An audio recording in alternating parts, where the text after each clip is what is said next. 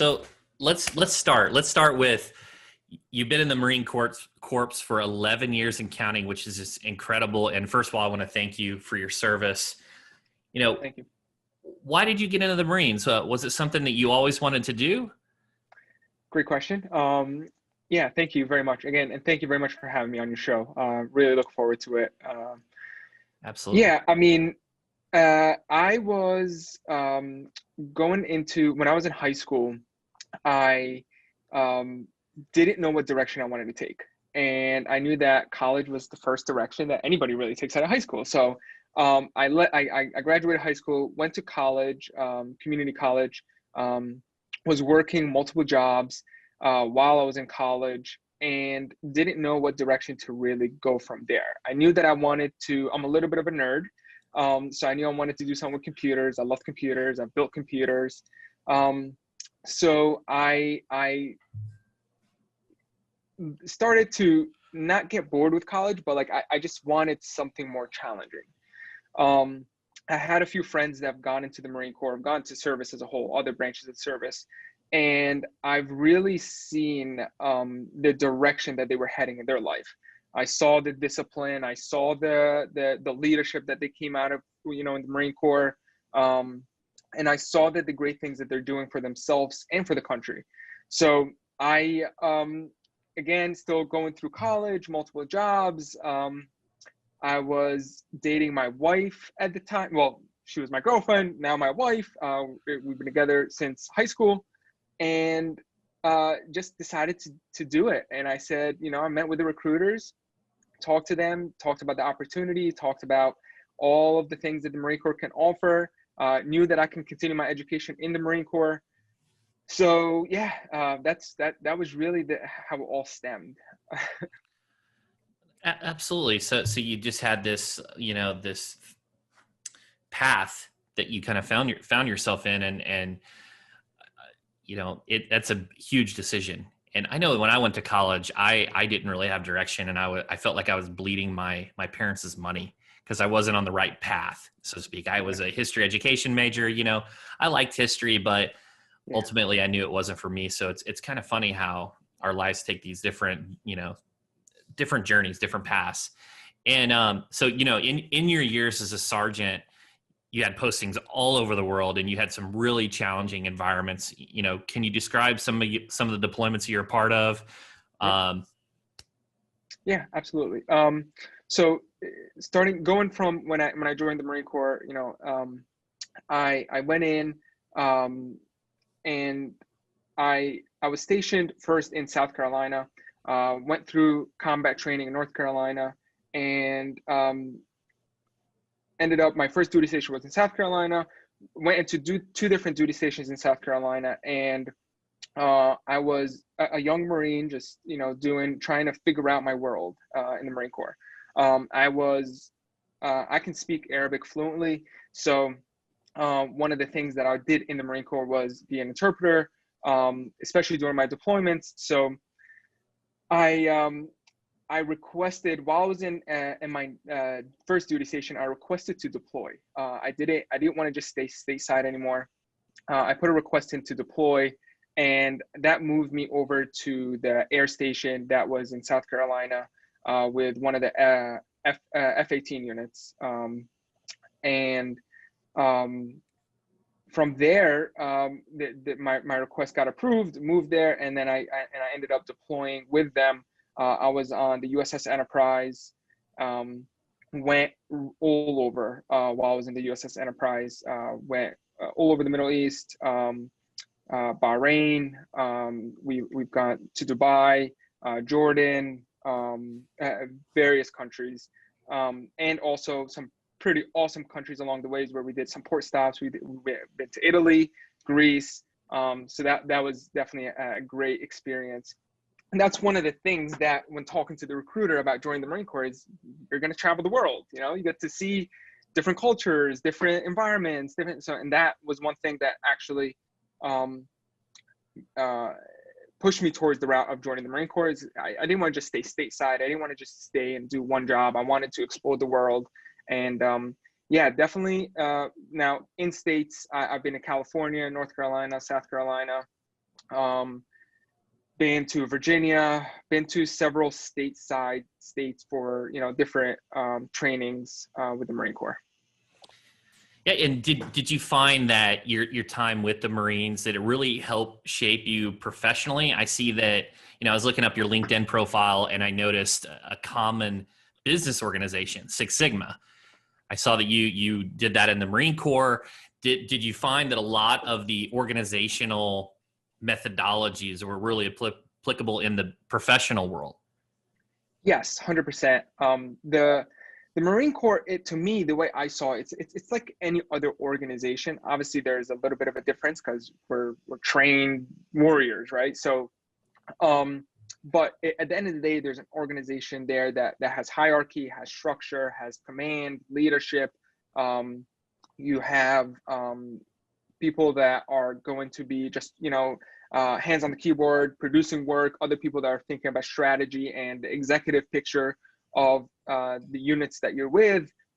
And there's a lot of operations, logistics, a whole host of things when it comes to every single duty station that I was at. So definitely, yes, there's always room for, now when you have all of these things, there's always room for improvement in efficiencies and process, in moving this piece of paper from this spot to the next spot, or accounting for all of your equipment, or doing multi-million-dollar movements of personnel and equipment. There's got to be some strategy and efficiencies around that. So we're doing, working smarter, not harder.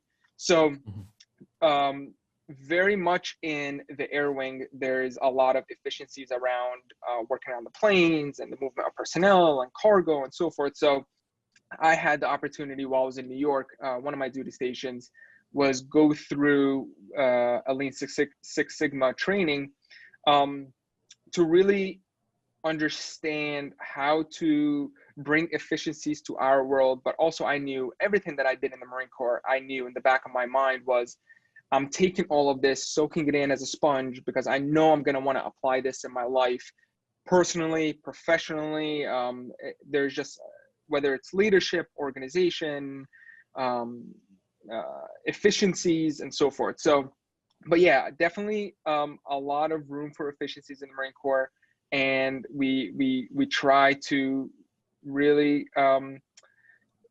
try and do things smarter at the end of the day. And Six Sigma was a great tool for that.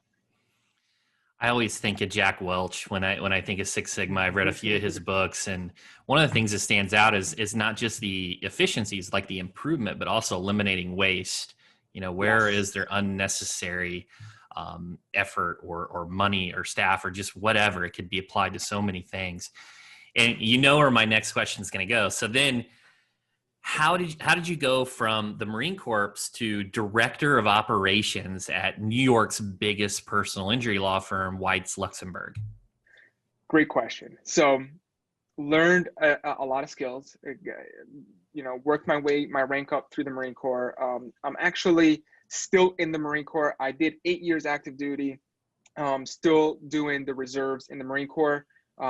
So I took all of the things that I've learned, when I was a private first class, all the way to my current rank of staff sergeant. I took all of these things as building blocks to figure out, what do I want to do in life, right? At the end of the day, it all started with, what direction do I want and what challenge am I going to go after in life? So I made the big decision to typically you have a Marine that's in for 4 years. If they re-enlist for another 4 years, they're considered careerists, right? So they're probably gonna do 20 years and retire out of the military. Me re-enlisting for my additional 4 years to take me to my 8 years active duty, I thought I was going to be a careerist. I didn't know that I was actually going to make that transition from active duty military to civilian sector. So one of the decisions that really ultimately, why that happened, was really the traveling. I wanted to settle down. I wanted to start a family. My wife, who is amazing, she's been through a lot with me. Again, she was my, high school sweetheart, and she'd been through training, me going away, deployments, and it was time for me to just settle in. and I didn't want to, and I had orders to move to California, where my last duty station was in New York, and that's where originally I'm from. I'm from New York. So I, instead of taking my orders and re-enlisting for additional 4 more years and taking on the careerist path, I made the big leap of saying, all right, it's time for me to move on and do something with all of the skill sets that I learned. So I did that big leap. It was a huge leap. It's scary, right? And in the Marine Corps, you're given food, shelter, everything is provided for you. And you have to kind of transition your mentality out of, 8 years of service of just your everyday. It's a different type of grind. So made that big leap. And before that was in 2016. Before, I think 2016, 2016. Before I made that big leap, I started looking for jobs and figuring out what I want to do. Now, while I was in the Marine Corps for those 8 years, I did college. I went through computer science, through Park University, to military-friendly school, and continued my inner nerd, learning coding and learning data and network security and so forth. So I did that while I was in the Marine Corps, and I knew that I wanted to do that in the civilian sector, something nerdy, something data, something computer-wise, and didn't know what exactly though. Didn't know what industry, didn't know any of that. So I started on my path of looking for something, and I've looked in the finance industry, looked in a tech industry, obviously, and had a lot of opportunities with interviews. Now, this is before I actually exited the Marine Corps. I was interviewing, I was taking days off and going to interview and trying to do that seamless transition. So interviewed for a couple positions, and I ended up landing an interview with Weitz Luxenberg. So it was interesting. I knew nothing about law firms, had no idea what I was walking into. I knew that it was a business analyst position, and that to me, it was, very Lean Six Sigma type, organization, efficiencies, gathering requirements, analyzing requirements, and figuring out how to apply those requirements from a technical, people, or process perspective. So I went to the interview, and I knew it was going to be a big challenge for me because I did not know the lingo. I did not know anything about what plaintiff law was. And it was interesting. And I had other opportunities, and I decided to go with that one because it was just, to me, a big challenge, and I would have learned a lot. And I learned a tremendous amount in 4 years.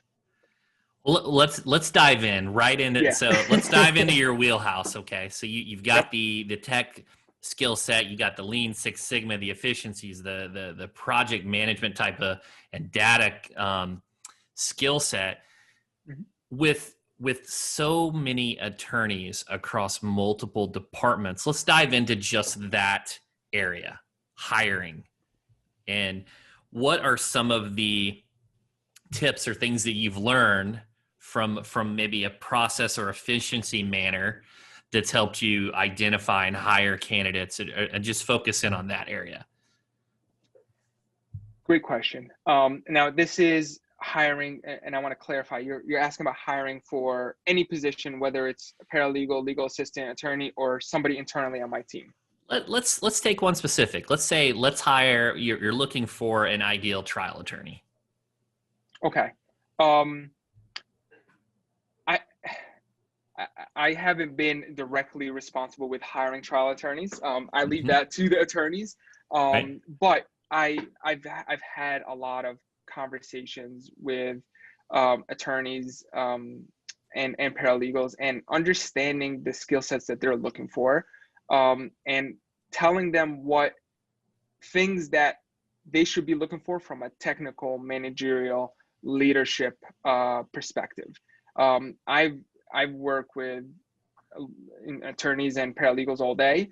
I know that they bring a special type of skill set to the table, but at the end of the day, and I truly believe this in any position, whether you're an attorney or a paralegal or a legal assistant or you're a business analyst, there's some core skill sets that can be applied to any position.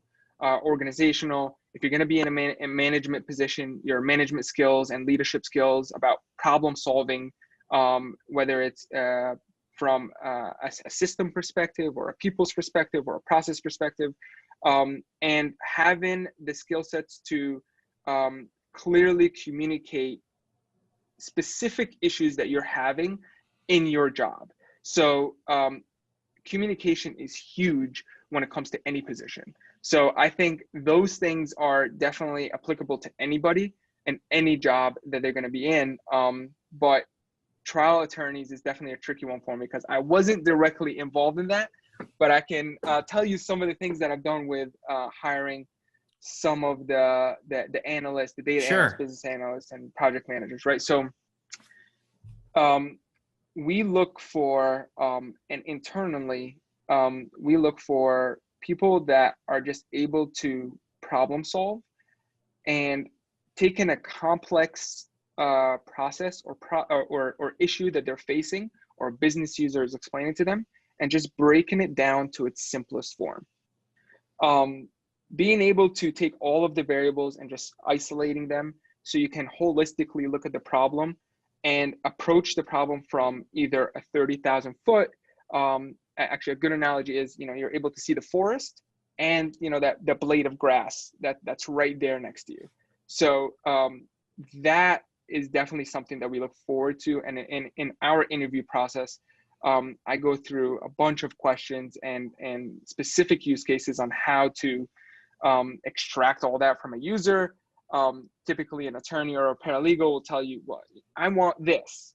And it's not just about wanting this, it's explaining what is this, right? And why do you need it? And why do you want that box in that system to do X, Y, and Z? So yeah, definitely problem solving is the first thing that comes to mind for me. Let's talk about your regular week look, and how it looks. So what are some of the things that you do? What are some of your high value activities that you're doing to maximize efficiency and productivity for the organization? Let's just kind of keep it a little broader. What comes to mind? Okay. I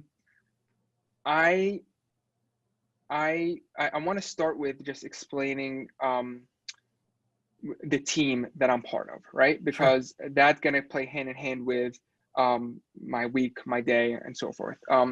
When I first joined the organization, it was me and the guy that hired me, who was, his name is Bill. He is a great mentor for me. He took me under his wing. He knows the legal space, the mass tort, the single event practice, and really did a lot of knowledge transfer in my head to me. And it was just me and him trying to help all of the departments in the organization in various ways, whether it's telephony projects, data projects, efficiencies, case management system, CRM, marketing, all of the above. So from there, we started growing our team out to include business analysts, data analysts, project managers, developers, and so forth. So now that we have this team and this structure, my day and week looks a lot different back then than it does now. So now it's more about keeping things moving forward. Making sure that we are staying on task with the projects, the assigned work, making sure that I am there to help our team solve some of the complex problems or bottlenecks that they're facing. Now, we put our whole entire team through a rigorous training process because this is a unique space to be in. So they are well equipped to do their job with their previous experience and the training that we put them through. But there's always the issues that you run across that's like, I just don't know what to do anymore. So we do a lot of the sprint planning, the agile type methodology of planning for projects and getting down together in the nitty gritty of like, how do you solve X and what are the issues and what have you guys tried and approached? And that's internally with my team. That's what I work on. But also working with a lot of the department heads to understand like what's in the vision, right? What's coming up in 3 months, in 6 months, in 12 months. So then we can plan internally so we're able to support. One of the things you mentioned that this really stands out when I talk to other successful law firms and the individuals associated with those law firms is there's always a turning point from that 8 to 9 figures where data is like critical. It helps them make better decisions on their marketing spend, so to eliminate waste, to get the best return on their money. We start talking about the CRM, the case management tools. The other thing I wanted to mention is I was just thinking when you're saying agile, is it like a Scrum Master type methodology where you're focusing on throughput, or is it more like a pull method? Is it that's a bit different. Generally, law firms don't have a structured, and I don't mean this like, I mean this as a compliment, to have these very strict process oriented methodologies to complete even tasks. You're talking about agile. Now, it's not common.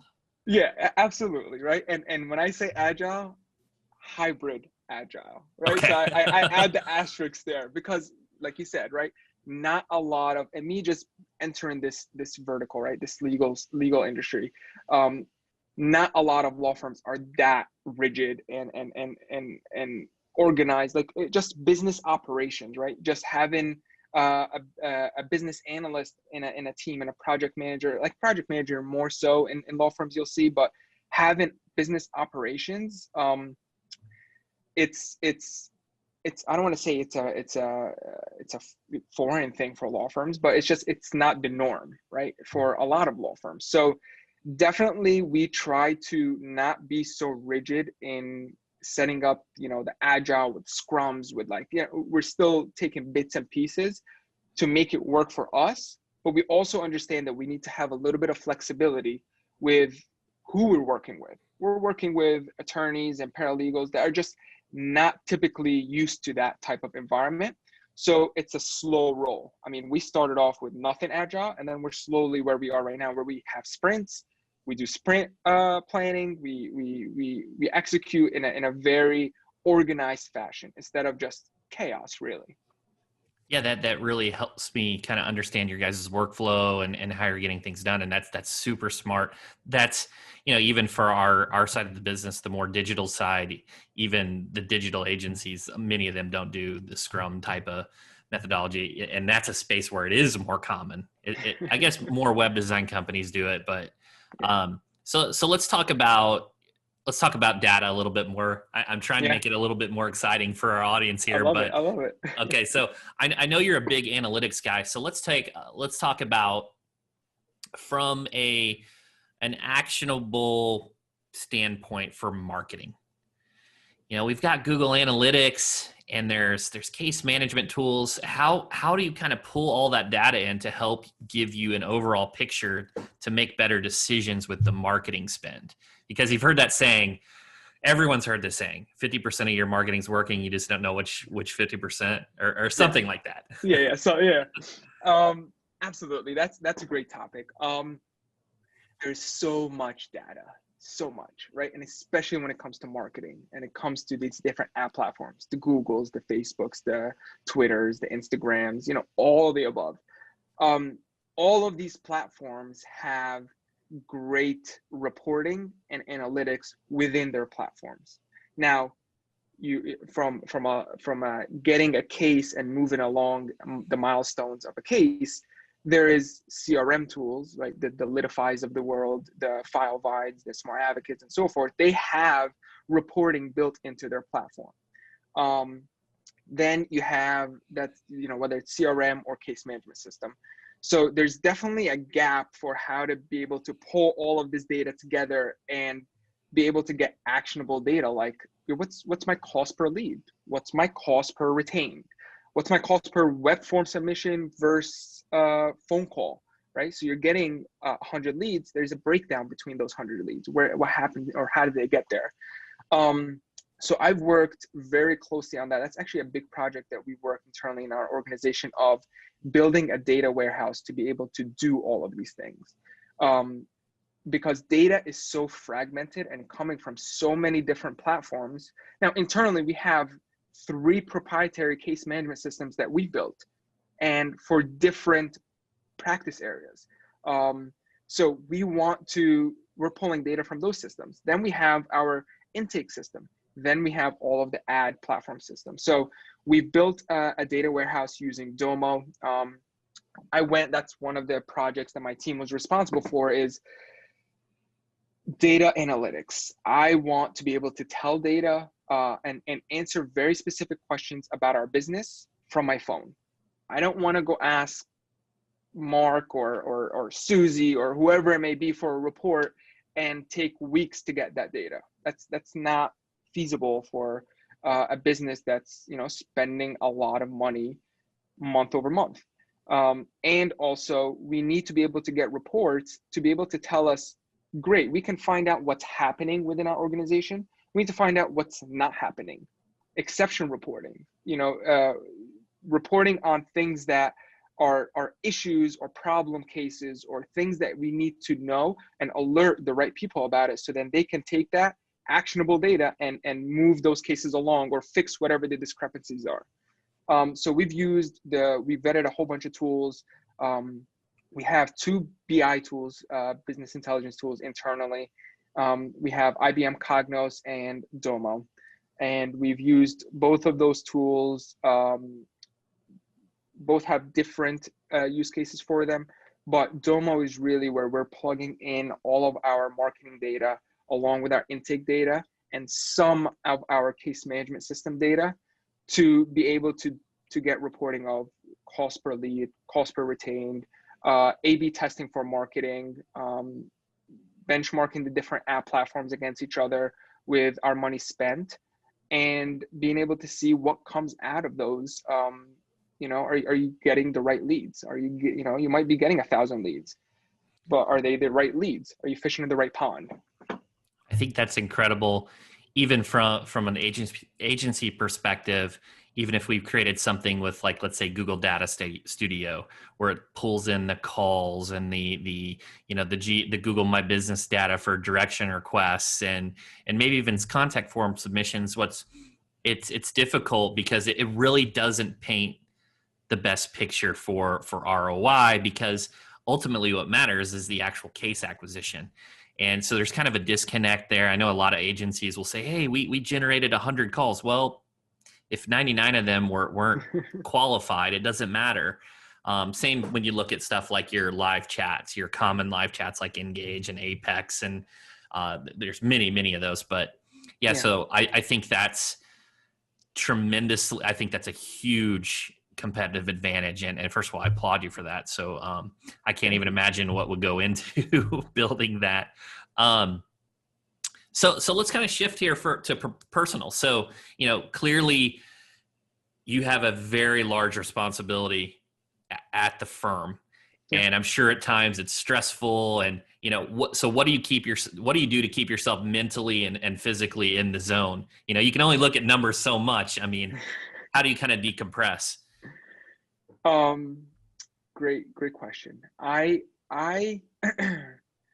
all right. So, personally, I love to work out. I mean, I'm not the best at it. I'm not that great. I'm not a crazy gym buff or anything, but I think staying fit to an extent is great for the mind and the body too, right? So, working out is a good way. I decompress by spending time with family.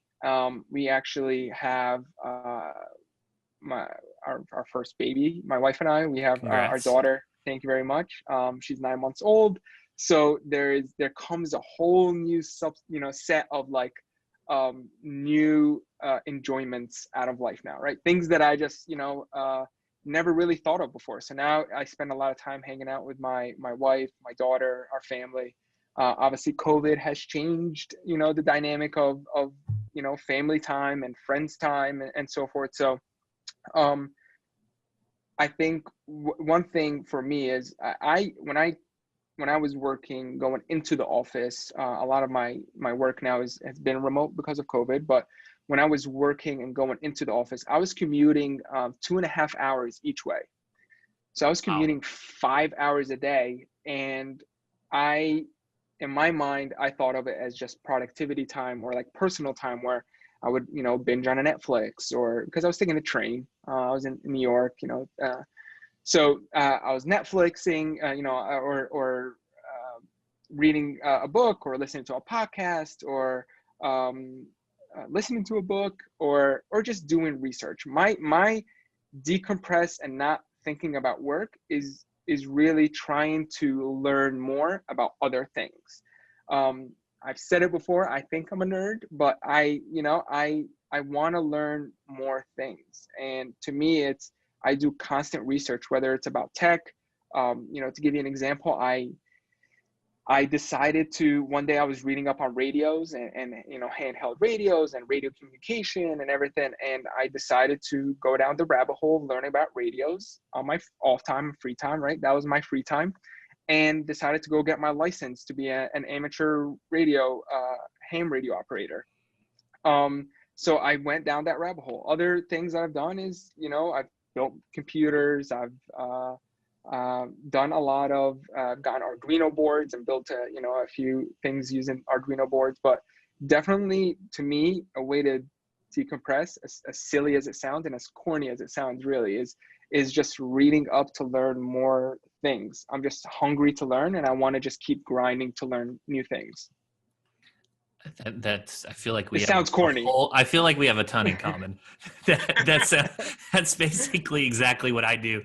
And my wife's like, you need to chill out. You need to relax. And I'm like, I am relaxing. This is what relaxing. I like to do. My wife says the same thing. Yeah. Right? And I'm big on productivity too. Like, right, doing things efficient and productive in my own personal life. Right. So I'm big into reading productivity books, and life hack books to figure out how to better myself as an individual, personally for me and for my family. That's wonderful. So we're gonna go to the kind of the end of our closing segment. This is kind of new. We're calling it our 3 for 3. It's basically a quick fire round. So just kind of go with your gut. And okay. This question's coming from what we do, but what is your top search engine optimization tip? Oh, okay. Search engine optimization. I think it comes back. The first thing that comes to my head is data, right? The information and data. So if you're trying to rank on Google, and you got to make sure that you have that data on your website, somewhere within your website, so then Google can have something to rank off of that. Now, I'm not a huge SEO guy, right? I know marketing, high level marketing, but I think at the end of the day, what it comes down to it sounds, like anything else I've been saying, it all revolves around data. So just using data to rank is going to be a huge advantage. I love that answer. So we actually hired a data scientist to scrape the web for some unique ranking capabilities, and I'll have to share that with you later. But okay, second question. Which entrepreneur do you admire the most? Great question. I am big into Shark Tank. Really big into Shark Tank. Watched all of the seasons, all of the episodes, and I really admire all of them. I think it's hard for me to pick just one, right? You got the Mark Cubans, you got it's hard for me to pick just in one individual, because they all have unique, bring something unique to the table. And I think, to me, if I were have to pick one, I would be Mark Cuban. Nice. Great answer. Yep. And final question for the 3 for 3. So what is the next thing on your bucket list? Oh, man. All right. So something on my bucket list. Wow. It's at the end of the day, I want to, I can't think of one specific thing. Wow. Am I that lame? One thing on my bucket list is really to I want to learn more about different industries and bring something disruptive to an industry, whether it's legal or finance or something. I feel like there is room for me to bring something out of all my skill sets, to an industry. And I'm not saying in disruptive because I want to be a multi-billionaire or anything like that. I feel like I want to bring good to an industry, and I think that can be done, with all my skill sets and things that I've learned. Um, and it's definitely something like that, something along that line, to just really bring something disruptive where it helps people within their jobs. That's awesome. And so, yeah. So where can people go to learn more about you and see what you're up to? LinkedIn for sure. Please follow me on LinkedIn. I write some posts here and there. I follow a lot of the things on LinkedIn, and that is definitely an area where I'm gonna, definitely take this podcast and throw it on my LinkedIn because I want my whole network to know about it. And I've done other presentations and with other companies, where I've done webinars, and in-person presentations, and I post a lot of that on LinkedIn. And there's different subject matters, whether it's about data and analytics, CRM tools, case management systems, reporting, operations, and efficiencies. So definitely LinkedIn, follow me, and that, yeah, for sure. Awesome. Well, thanks so much for coming on the show. Thank you so much, Chris. Thanks for having me.